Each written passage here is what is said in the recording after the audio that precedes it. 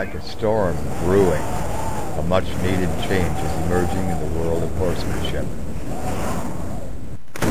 And with it, the very foundations of our present-day horse training are threatened. Can a lone stallion reveal any insight into this alternative paradigm? Let's ask him. Stallion. The very word conjures up a charismatic vision of dynamic grace, embellished with a strength and power and agility that no other animal on the face of the earth could ever match. Many believe that the most perilous undertaking with any horse is their very first ride. If true, then a stallion's first ride can only be more so. Being only human, it is quite natural to experience some momentary trepidation in those microseconds of transition from our safe and secure world on the ground to one of unknown consequences and potential bodily harm. Being only a horse, it is more than natural for them to regard that first mounting with a great deal of apprehension and fear of the unknown. After all, other than play and reproduction, the only time something is on a horse's back is when a predator is attempting to kill him. Thus, in the past, this was a rather tense equitational interactive for both parties involved. But that was then, and this is now. There is no longer any reason for either the horse or the human to experience any fear or apprehension. We do things differently now. We've learned, and we use our newfound knowledge for the betterment of both our horse and ourselves.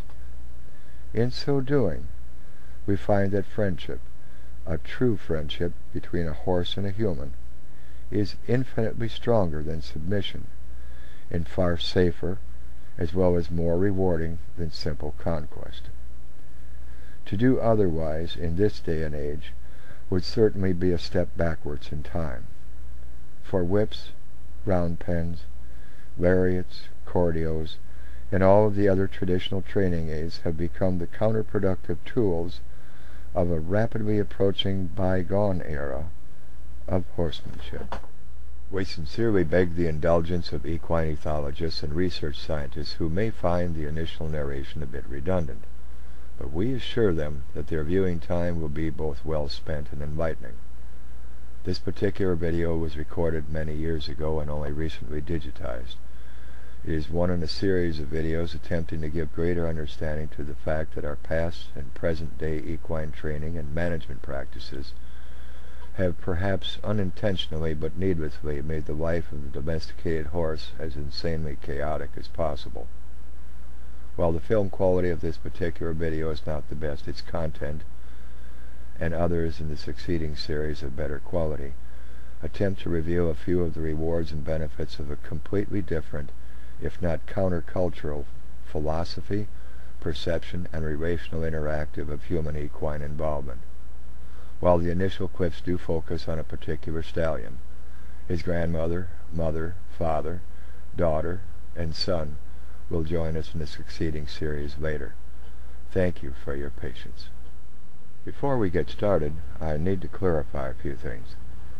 Our early Western breaking required a round pen, a snubbing post, and a bronc buster that could stick in the saddle until the horse gave up trying to buck him off through sheer exhaustion and resigned himself to his unknown fate. This is a classic example of learned helplessness and a broken spirit, hence the term breaking. Preparatory work involved herding the horse into a round pen or small corral, lassoing and tying the horse to a snubbing post, then mounting up and turning him loose. Some refer to backing a horse as the first time someone gets on a horse's back. Preparatory interaction, if any, varied with culture and locale. Starting a horse usually means someone getting on a horse the first time and riding the horse a series of times until a modicum of responsiveness and safety is established. Again, preemptory habituation varies with culture and locale. In none of the previous aforementioned was the social, instinctive, mental, or emotional needs of the horse given any consideration. Okay, finally getting started here. There's my greeting.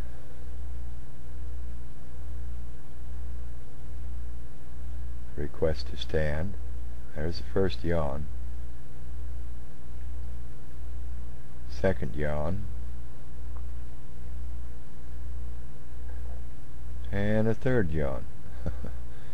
Usually when combustion yawns 3 times in a row, that's what the poker players call a tell. It means he's going to be up to some mischief. Call to come. He came barreling down so fast he went right past me. Come back around. Hey, where you going, partner? Let's get that hug. Oh, good boy. Very good. Kiss. Request to fall in.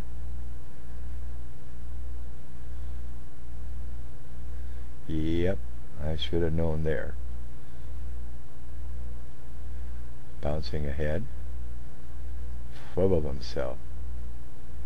No, no, no. Stay even with me now. This is what we call free leading. It's obviously leading with no halter or attachments. A few good turns. Very good. Break into a trot. Come to an abrupt stop. And a salute. Come on now. What happened next was almost comical. The reaction from the crowd. The oohs and the gasps and a few people pointing. They honestly thought combustion was biting me. Nothing could have been further from the truth. He was giving me a kiss. Perhaps I should explain just a bit more about the kiss. When 2 horses first meet, they will stretch their necks, extending their heads toward the other horse, while trying to maintain a relatively safe bodily distance from the other horse. To the casual observer, it appears they are almost touching noses. In reality, they are catching the scent molecules of the other horse. This tells him many things, such as an absolute identity of the other horse's intentions, where they've been, what they've recently eaten, what other horses they've been associated with, and many other tidbits of information. Our present-day neuro and biosciences have yet to conclusively determine whether the horse's olfactory receptors can or cannot detect human pheromones. Certainly the documented successes of air scent rescue horses is a factor to be considered. And in a 7-year international study using various ages and breeds of horses, the kiss, of and by itself, was an overwhelming motivational factor that accelerated both learning, understanding, communication, and most importantly, intimacy. We use the kiss request at the completion of all interactive learning sessions. When delivered, it is immediately rewarded with tremendous accolades of exuberant praise, signifying the end of that session. As the relationship develops, the horse will voluntarily use it to communicate reconciliation, an intimate greeting, reassurance, a request to prematurely end a learning session, and permission to do something or to not do something. As reciprocal communication evolves, it increases trust, understanding, and most importantly, intimacy. Of course, there is an emotional, perhaps ethereal human reaction to getting a kiss, even a platonic one from a horse, that tends to mellow our speciesism. That certainly cannot be a bad thing in itself. But I found it very unusual that combustion was giving me a kiss at that particular time frame, for it seemed to be a kiss of simultaneously giving and at the same time needing reassurance. Had I not been quite so preoccupied with the mild case of stage fright, I would have been better prepared for what followed.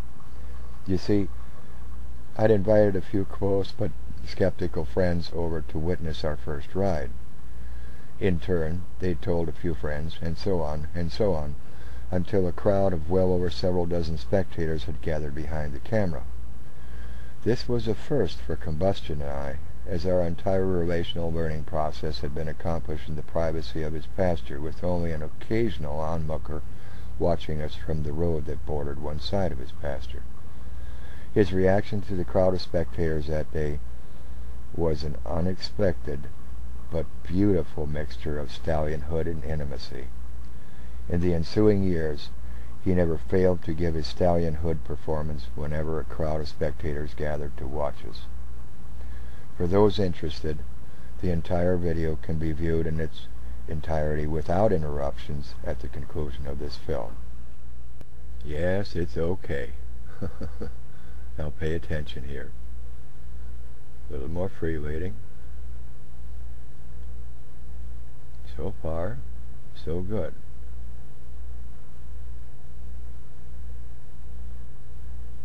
Nice turn. Come to a stop. And request to stand. Some of the injuries I received during my youthful escapades with the Iron Horse in national competitions now prevent me from mounting up from the ground without some type of assist. On a good day I use a bucket or a concrete block, whatever's handy. On a bad day like today, I need a ladder. I also picked up a short bat as just the day before, when I was sitting on him, his pleas to play became a little bit too emphatic. Another request to play. Another request to play. No, not now. Maybe later. Hey, what's up? Where are you going? Will you come back here, please? Not now. We can't play now. Sorry, Charlie. Will you stand now, please? I'll bring the ladder over to you this time. How's that? Of course it's the same ladder. And no, we can't play. Not now. He's looking at the crowd again. Whoop.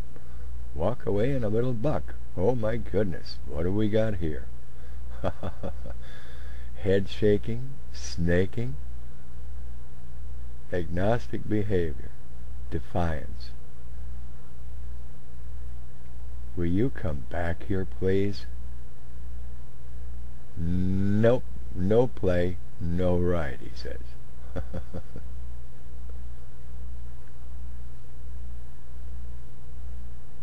Staring off in the other direction, aversion, little snaking, head toss. Nice little twisting buck. See what I can do? Come here now. Settle down, please. Kiss. Okay. Sure, it's all right. That's fine. Well, no play, no ride, Grandpa.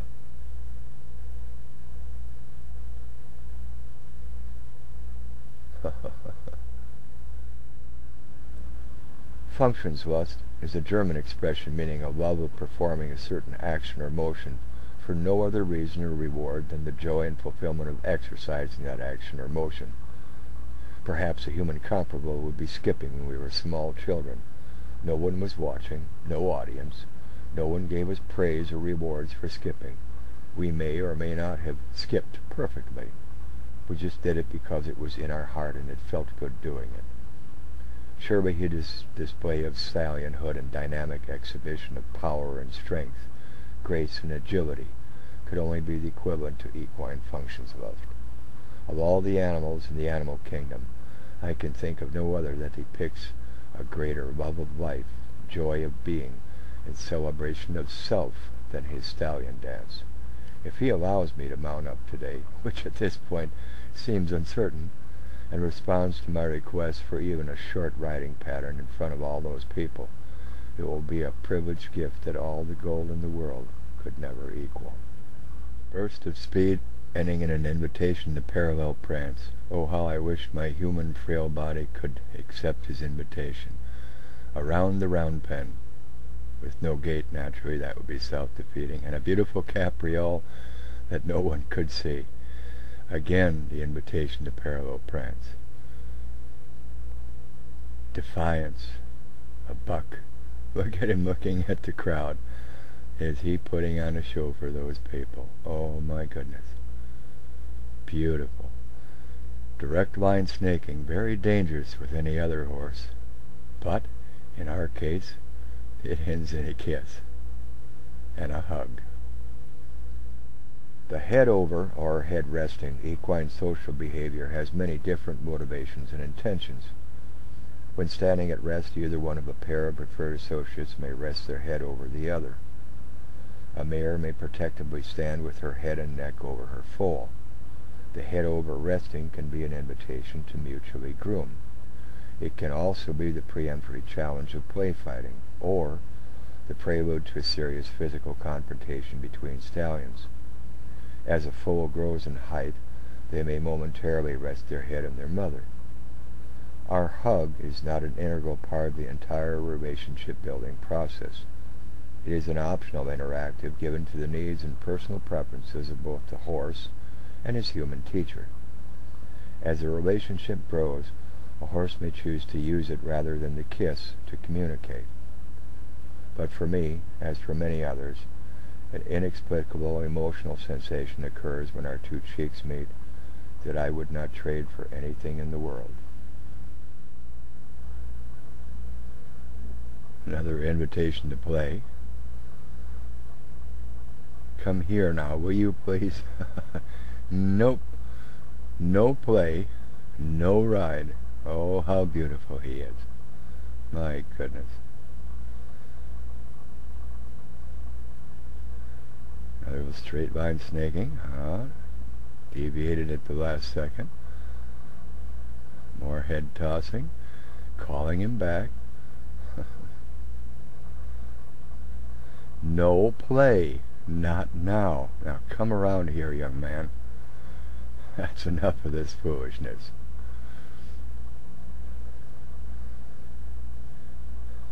Yes, I love you. Now stand, please.